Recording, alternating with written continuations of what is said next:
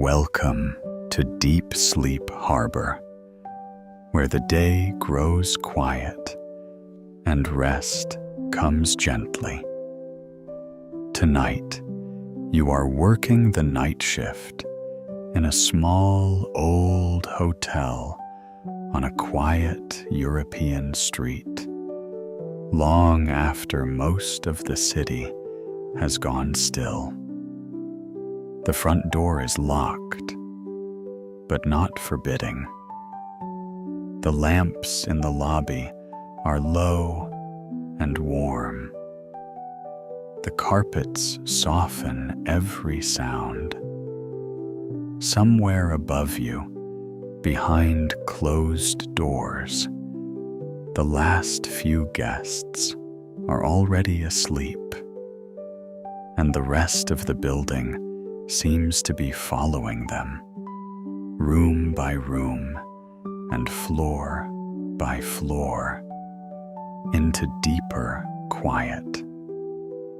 There is only one small difference tonight. One final guest has not yet arrived. They are expected late, a little later than usual. And until they come, the hotel feels almost fully asleep, but not quite.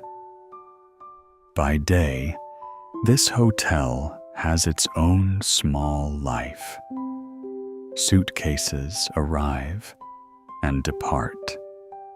Coats are draped over arms.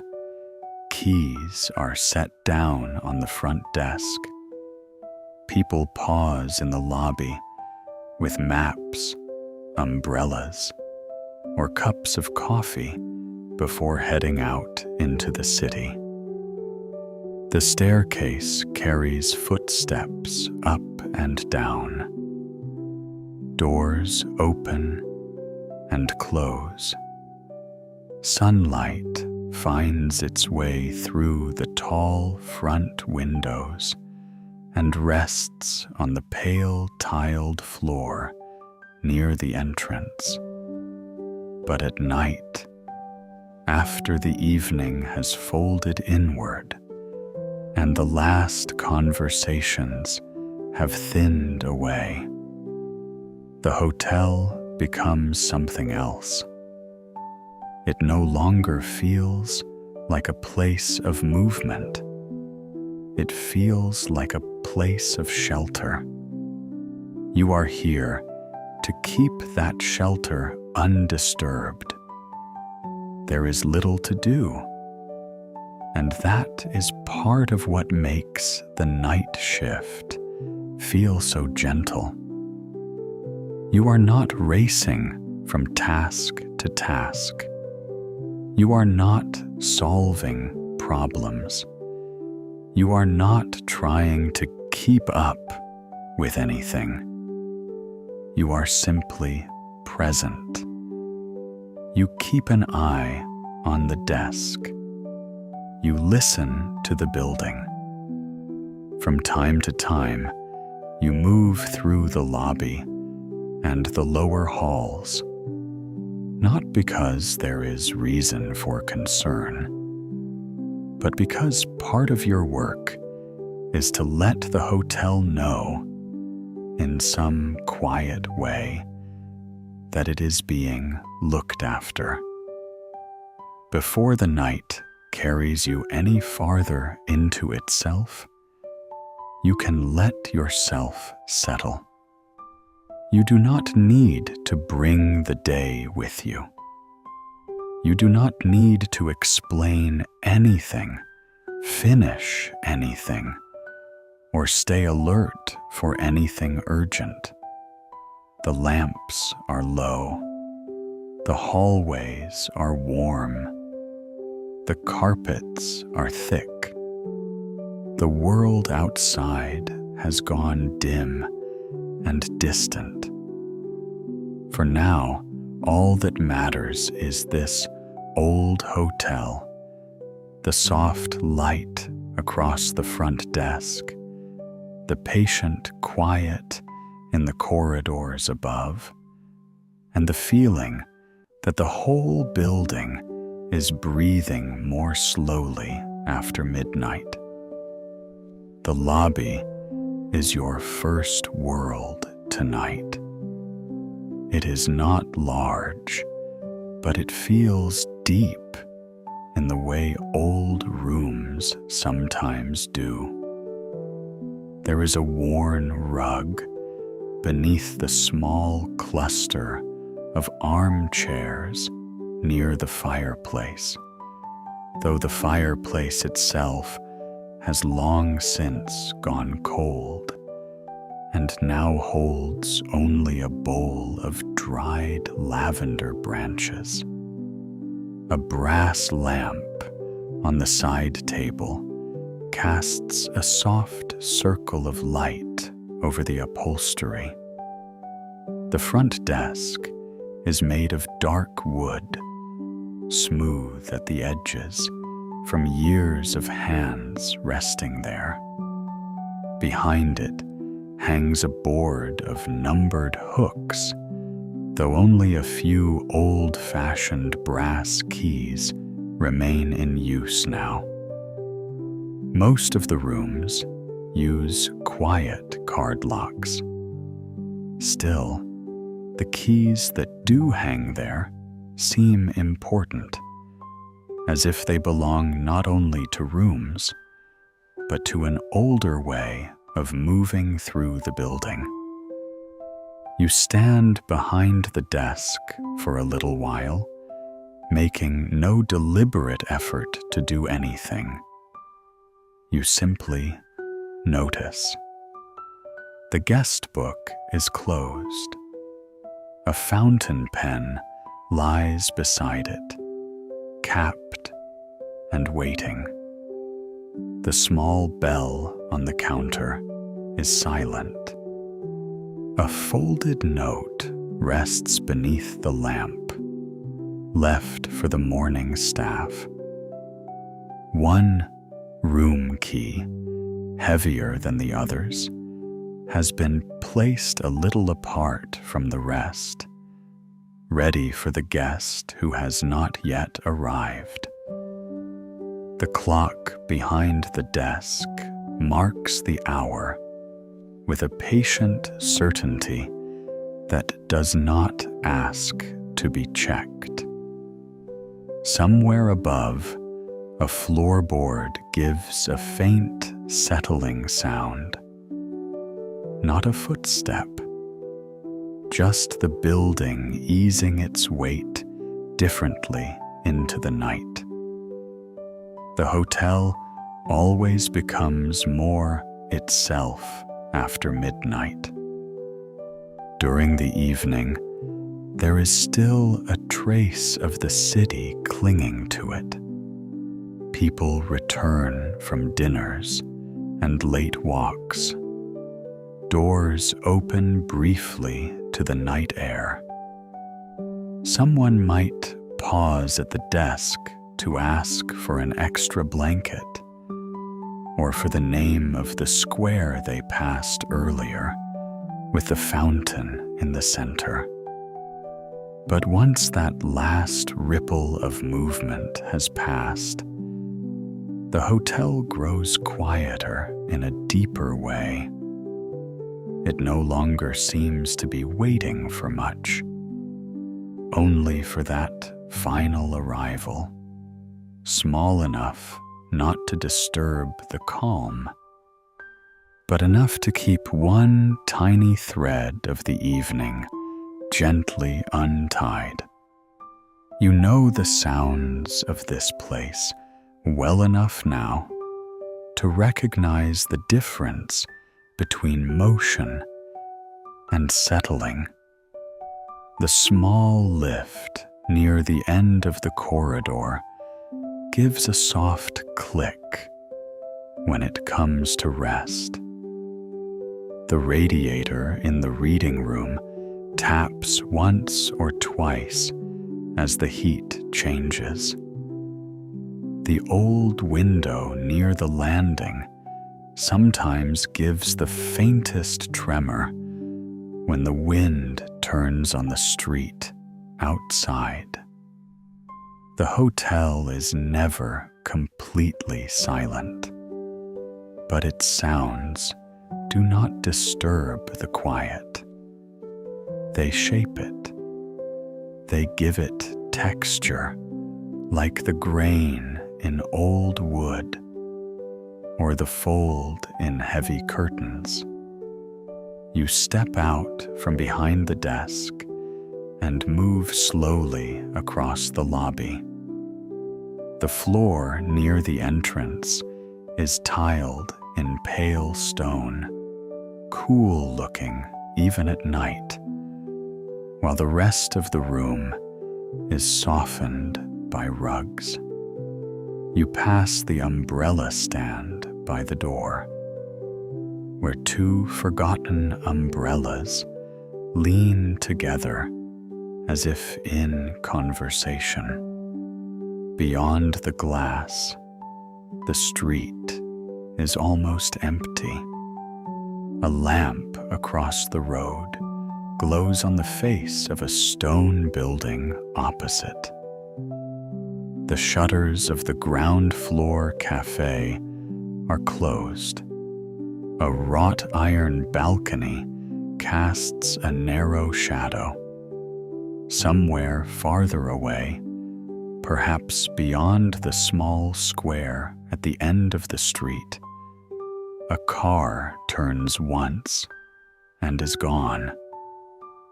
The city is still there, but from inside the hotel, it seems to belong to another layer of night, quieter and farther away than before. There is something distinctly European in the way this building holds the dark. The walls are thick, and the windows are tall but set deep. The stairs turn more than modern stairs do, and the landings feel deliberate, as though people once moved through them more slowly. The brass fixtures have been polished so many times they no longer shine sharply, but with a softer glow, like old coins rubbed smooth by years in a pocket. Even the hall mirrors seem to reflect a warmer kind of light than they should. During the day, guests may only half notice these things. At night, they become part of the hotel's deeper character. The building does not merely contain quiet. It knows how to keep it. You return to the desk and straighten a small stack of postcards left for sale in a wooden rack. They show the city in winter, fog, in spring rain, in afternoon sunlight over pale stone facades and narrow lanes. You do not read them. You do not need to. Their presence is enough. They belong to the same world as the hotel itself, a world of old squares, church towers, shuttered windows, warm lamps in cold weather, and streets that seem to narrow gently rather than end.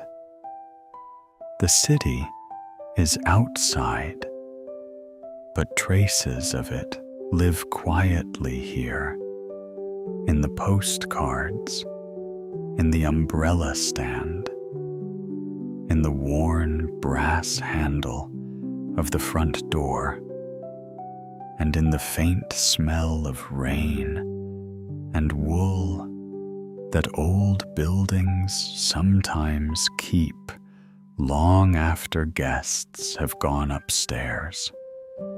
Part of your shift is simply walking once in a while, not in a patrol-like way, but in the slow manner of someone checking that a place has settled properly. So after some time at the desk, you take the corridor toward the reading room. The lamps are dim here, and the carpet is thick enough that even your own footsteps seem reluctant to speak. Framed sketches hang along the wall. City scenes mostly. Bridges, narrow streets, a market awning, a church dome seen between rooftops. In the low light, they look less like art and more like remembered views. The reading room is empty, as it almost always is at this hour. During the day, guests sometimes sit here with books or travel guides, one leg crossed over the other, a cup cooling untouched beside them. But now the chairs are unoccupied. The small table lamps are switched off, and the shelves along the wall seem to have relaxed into shadow. There is still a faint scent of old paper here, and a trace of wax polish from the floor. You step inside just far enough to glance around, then pause beside the mantel. Nothing has changed. The room simply feels quieter than before, more fully itself. When you leave the reading room, you pass the staircase and begin to climb. The runner down the center of the stairs softens your steps, but the banister beneath your hand is smooth and cool. On the first landing, a tall window looks into the small inner courtyard of the hotel. Below, you can just make out a stone basin with a few potted plants beside it, and the dark outline of a lemon tree trained against one wall. A single wall lamp burns there, enough to suggest shape without fully revealing it. In summer, guests sometimes take breakfast there. At this hour, it belongs entirely to the night.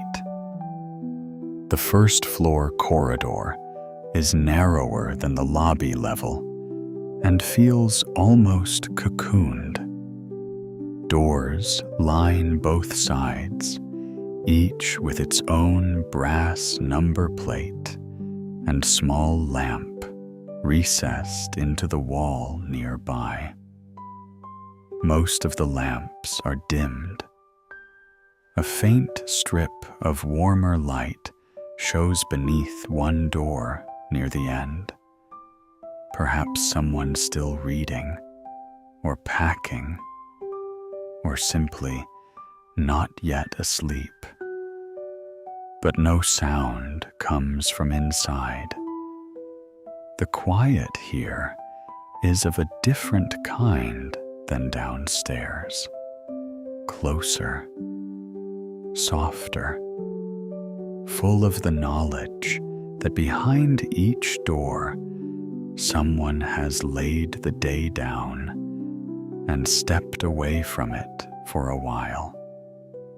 You never walk too quickly down these hallways, partly because there is no need, and partly because the hotel itself discourages hurry. The corridor seems to ask for a slower step.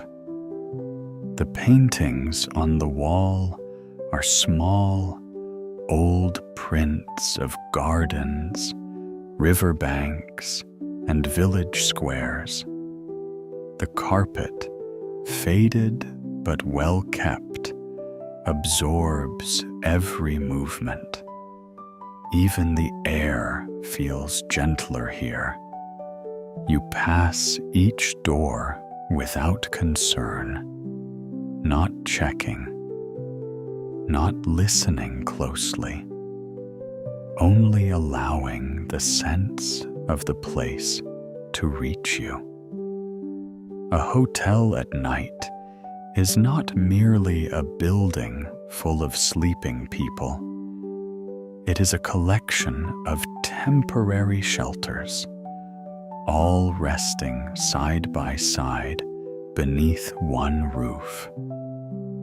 When you reach the far end, you turn back toward the stairs.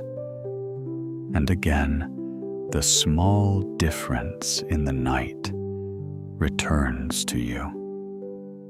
There is still one guest yet to arrive. It is nothing serious. The reservation was already confirmed earlier in the evening. A late train, perhaps, or a delayed drive through the countryside. The note is there at the desk, written clearly, room prepared, key set aside. Usually, by this hour, the hotel has already crossed fully into its most settled part of the night. Tonight there remains one final arrival, small enough not to disturb the calm, but present enough to give the evening the slightest additional shape. You do not think about it anxiously. In fact, the thought has a softness to it. The hotel is nearly asleep, but not entirely. One last door will open. One last pair of footsteps will cross the lobby. One last room will fill with quiet. Then the building will be complete in its rest. You return downstairs and sit for a while at the desk. The lamp there warms the edge of the guest book. Your hands rest loosely on the wood. There is no reason to fill the silence with anything. The clock advances. The lift remains still. Once, from outside, you hear the faint laugh of two people passing along the far side of the street. But it fades quickly into the dark. A little later, rain begins, not heavily, just enough to whisper at the windows. The sound is gentle on the glass and faint on the stone outside. It makes the hotel feel even more enclosed, more sheltered, as though the walls have drawn a little closer around their own warmth. Rain suits this hour in an old hotel. it softens everything further. The brass of the door handle glows more deeply. The window panes reflect more of the lobby and less of the street. The shadows beneath the chairs seem warmer. You stand and walk once more to the entrance, looking out at the rain falling beneath the street lamp. Across the road, shutters remain closed. The cafe awning you noticed earlier now shines darkly with water. A drain pipe sends a thin line of rain into the gutter. Nothing about the street looks hurried. It looks held in the same patient quiet as the hotel. When you turn back into the lobby, you notice again how comforting the room has become. The armchairs by the fireplace, the folded blankets in the basket beside them, the small bowl on the desk where loose coins sometimes gather during the day, the night book where the morning staff will read your notes, the rug whose pattern only becomes visible when you look down from directly above it. In places like this, comfort often lives in small, ordinary arrangements. A lamp placed exactly where it should be. A chair angled toward warmth. A key set ready for a hand that has not yet arrived. Eventually, the front door opens, not abruptly, not enough to disturb anything. Just a measured turn of the handle, a pause against the weight of the old door, and then a small rush of cooler night air into the lobby. The rain smell comes with it, clean and stony, touched faintly with damp leaves and the far-off scent of the street. The guest who steps inside is quiet, tired, and apologetic in the gentle way of someone arriving later than planned, even though no apology is needed. A coat darkened by rain at the shoulders, a bag set down carefully, a tired smile. You greet them softly. This is the micro movement of the night. No more than that. No complication. No demand. You find the reservation, confirm the room, offer the key, and speak in the lowered voices that belong naturally to hotels after midnight. Your words are simple. The guest's words are simple. There is no story here beyond arrival itself, and that is exactly why it fits so gently into the quiet. A late check-in in a warm old hotel. A key exchanged. A thank you. A nod toward the stairs. Then the guest is moving upward, step by softened step, carrying the last small trace of travel into the deeper hush above. You listen only long enough to hear the footsteps fade along the first corridor. A door opens, a pause, then closes, and that is all.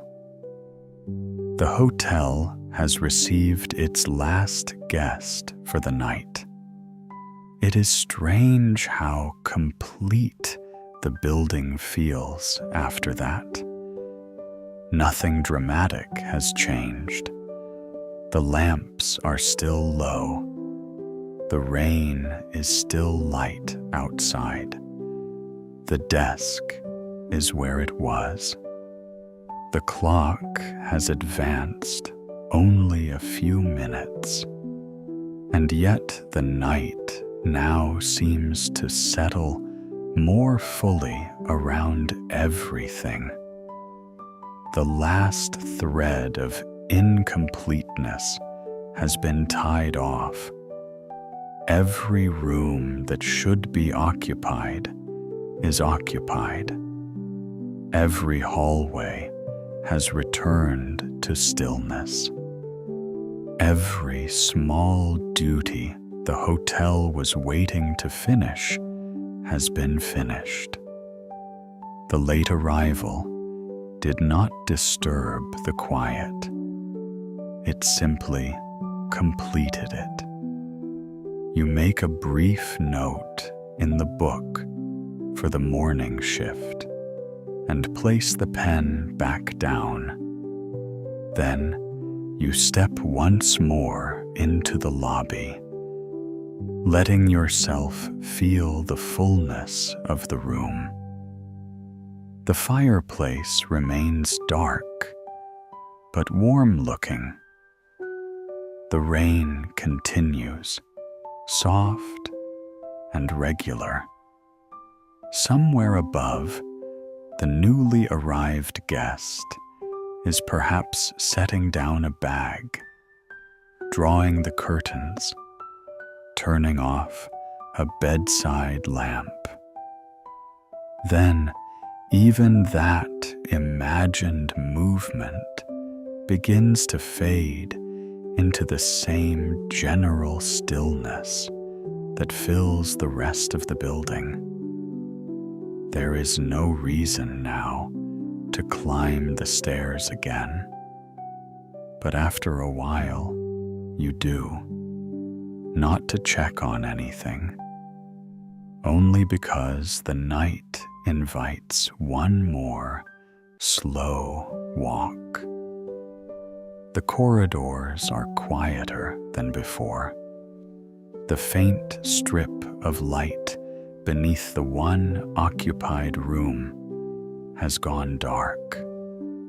The landing window reflects only the inside now. The lamp, the carpet, the soft outline of the stair rail. The inner courtyard below looks darker in the rain, but not unfriendly. You rest your hand on the banister and stand there for a moment, not thinking, just being in the hotel while it settles around you. Perhaps that is what makes places like this so restful. Not simply that they are quiet, but that they seem to know what quiet is for. A hotel is made for arrival, for rest, for stepping out of one world and into another, at least for a night. During the day, that purpose is often hidden beneath schedules and luggage and practical questions. But after midnight, it becomes clear again. The building is not only a business, not only a structure of rooms and keys and routines. It is a place where tired people are allowed to stop. You walk back down to the lobby, and the descent feels slower than before, as though the stairs themselves have entered the gentlest part of the night. At the desk, you sit again. The clock continues. The rain eases.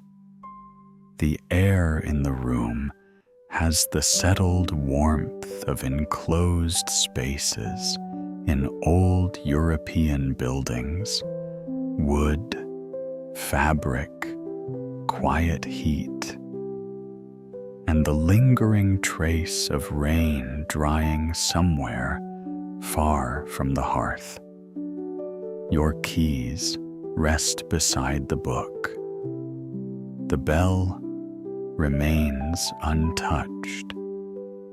You realize that nothing more is likely to happen before morning. And instead of making the night feel empty, this makes it feel generous. Because there is something deeply restful about a place that asks almost nothing of you. A place where your presence is enough. A place where watching over things does not mean fighting off trouble, but simply staying nearby while everything grows quieter. Tonight, the hotel has given you that kind of work. Soft, necessary, undemanding. You have straightened a few things, walked the halls, opened the door for one late guest, and now the building is at peace. After some time, you rise once more and look toward the front windows. The rain has nearly stopped. The stones outside shine faintly under the lamp. The opposite building stands pale and silent. Somewhere above the rooftops, hidden by cloud, the rest of the night stretches onward. But here inside, the hotel holds its own softer time. The carpets, the staircases, the armchairs, the rooms with their sleeping guests. The last arrival, no longer late now, simply present, simply at rest. And as you stand there, you may notice how naturally the feeling of the hotel begins to settle into you as well. The low lamps, the muted hallways, the old wood beneath your hand, the calm that deepened rather than broke when the final guest arrived. Nothing had to be rushed. Nothing had to happen on the exact minute it was expected. Even something late could be received gently, folded into warmth, and allowed to become part of the quiet. So now, wherever you are, you can let yourself rest in that same way, as if you, too, have stepped into a quiet European hotel after midnight, as if the door has closed softly behind you, shutting out the weather, the movement, the unfinished things of the day. as if there is a lamp somewhere nearby, a warm corridor beyond, and a room prepared just for rest. You do not need to arrive anywhere else tonight. You do not need to keep moving. You do not need to carry the city with you any longer.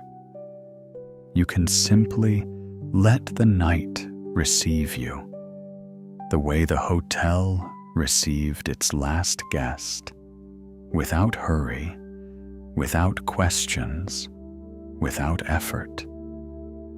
Room by room, floor by floor, thought by thought, everything can settle. And for this moment, that is enough.